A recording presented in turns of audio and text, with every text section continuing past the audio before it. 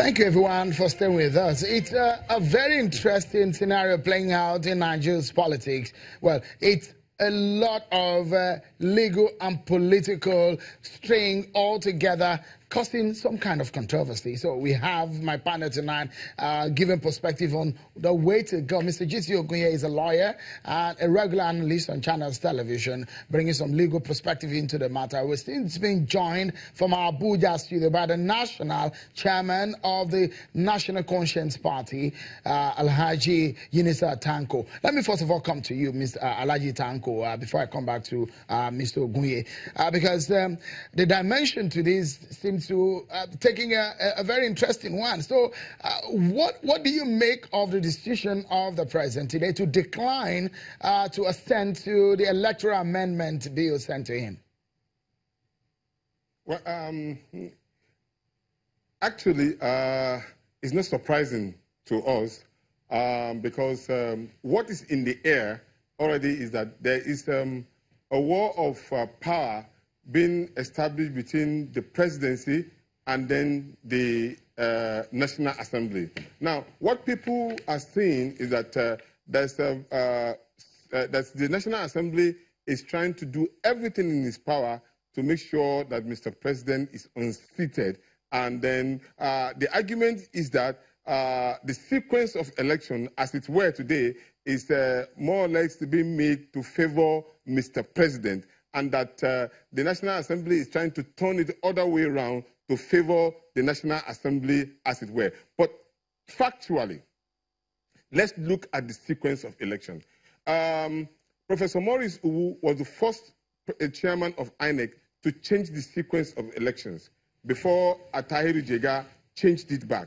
Now, what we are saying, for us particularly, for fairness and equity, there is no way in the issue of sequence of election you start an election with the presidential election, then you end up with the smaller election in the State Assembly and the National Assembly.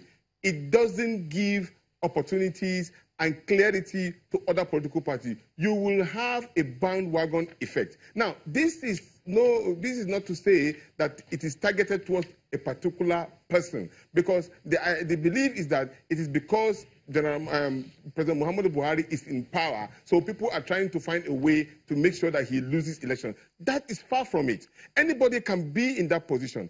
But when you have 68 political parties, and there are elections for State Assembly, which is large, there are elections for National Assembly, which is large, and then you come to the governorship election, which is smaller, then you come to one presidential election.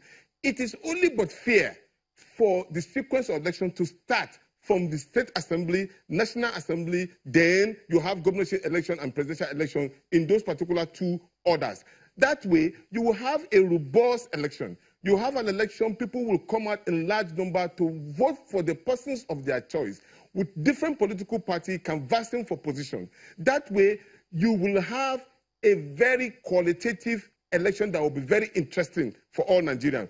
But when you start with the presidential election, the moment the presidential election takes place, what will happen is that once the president has been announced winner, every of the elections that will take place may go directly towards one political party. And even as it is, you will end up having a kind of apathy on voters' side, because majority of the voters will not even come out to vote in the election. That has been our argument. But INEC has already taken its position as regards to the sequence of election where they see it fit. But the question is this. Maybe we should start thinking about midterm elections.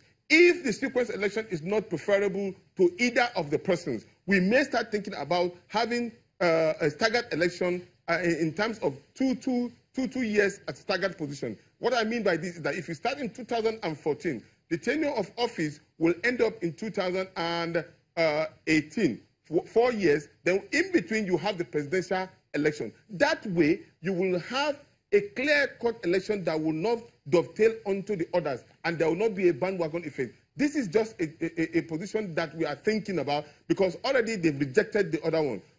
But when it comes to the issue of saying that the laws now have to be amended, take a look at the timing. INEC chairman made it very, very clear the other time we had meetings with him. They were struggling to meet up with the sequence of timing to present to the political parties the voters register. All of these things have time lag. If the president now, as he has refused to sign, what will be the fate of the election in 2019? What is the time lag that's supposed that the Electoral Act itself must be in place? Right. I give you an example. We are talking about... Okay, sorry, Mr. Mr. Tanko, just for a moment, let's look at another very naughty area that we can use in driving this conversation for, which is the legal angle. I like the fact that you're talking about the technicalities and the political angle. But Mr. Ogunye, what is the option on the table right now?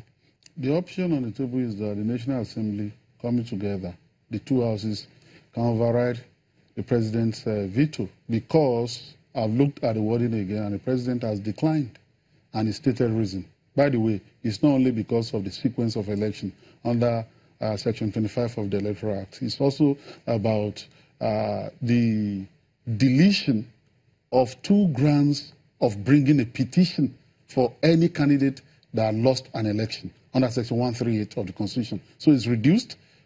The grants have been reduced, and the president is saying, no, that will not be fair to the candidates in an election. And thirdly, the president is also quarreling with the fact that there is an amendment of Section 158 of the Principal Act, the Electoral Act, in respect of local government elections. He is saying that this could raise constitutional issues.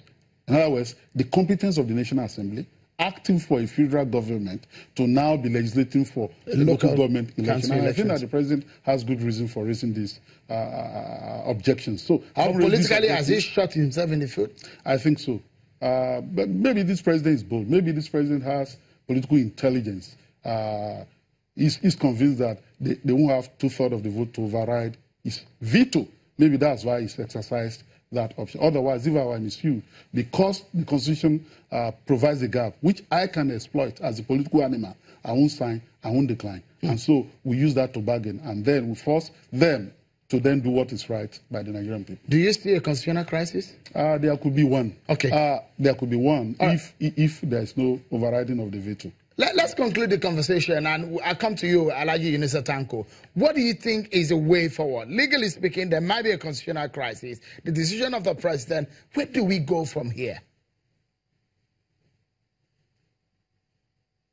Now, for me, I am particularly worried with this particular ding-dong affair of the National Assembly versus the executive. Now, and more worrisome also is the fact that the APC control both houses. The Speaker of the Federal House of Representatives is a lawyer.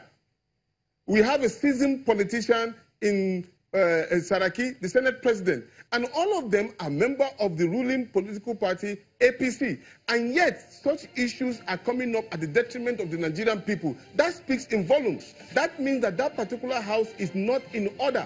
Because if it is in order, they should have been able to take care of their differences, even when the president have a particular interest or they have a particular interest. All right. The party itself is not controlling its own members. So I'm afraid we're out of time. Alhaji Yunusa Tanko, but it's very interesting to hear your views on this one, and many thanks for coming tonight. Also, Mr. Jiti Ogunye, a lawyer and a regular analyst on Channels Television. Gentlemen, it's a pleasure having you on the program tonight.